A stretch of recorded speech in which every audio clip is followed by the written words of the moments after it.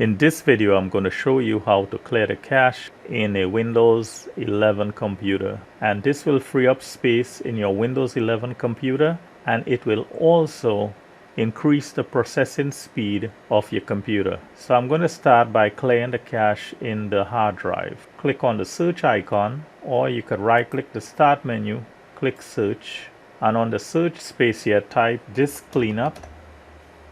So this is the app. Click on it. So this is the drive selection menu, and if you have more than one drive, it will show up here. So Windows 11 is installed in the C drive. I want to clear the cache in the C drive. Click OK. So this is the disk cleanup window. So here's a list of all the cache files. Select all of them. Click OK. It says, are you sure you want to permanently delete these files? Click delete files. Now if the Microsoft Store is slow and is giving errors, you can reset it and you can clear the cache. So I'll click on the start menu. Now if you don't see the Microsoft Store app here, you can type in the search bar here, Microsoft Store, and it's here. Just right click, select app settings, and here's where you can repair or you can reset it. So I'm going to clear the cache files from Microsoft Store. So to clear the cache files in the Microsoft Store, just right click the Windows Start menu, click on Run, and type wsreset.exe. Click OK and wait until this is completed. So the Microsoft Store cache was deleted and the Microsoft Store app was reset. Now I'm going to show you how to flush the DNS in your Windows 11 computer. So just right click the start menu, click on Windows Terminal. So flushing the DNS will clear any IP addresses or other DNS records. So to do that, just type ipconfig/flush DNS. Hit enter.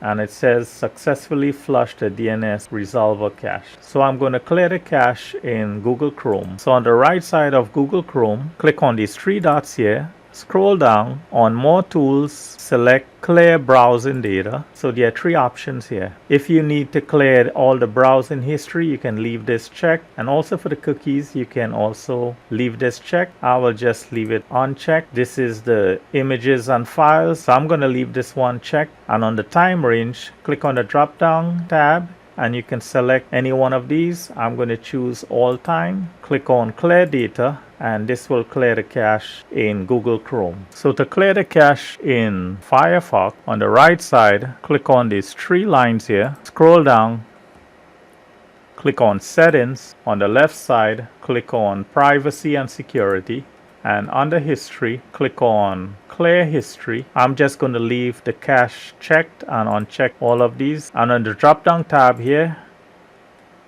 I'm going to select everything, click OK. So to clear the cache in Microsoft Edge, on the right side, click on these three dots, click on settings. On the left side, select privacy, search and services. Under the clear browsing data, click on choose what to clear. So I'm going to leave this one unchecked, unchecked, unchecked. I'm going to leave this selected, cache images and files. And under the time range, I'm going to select all time. Click on clear now, and the cache is cleared. So to clear the File Explorer cache, click on the File Explorer folder. So on the top menu bar, click on See More, select Options. So under the General tab, where it says Clear File Explorer History, click on Clear and then click Apply. Click OK. So you can automatically configure Windows 11 to clear up temporary files. Click on the Start menu. Click on Settings. On the left side, select System. So on this pane, click on Storage.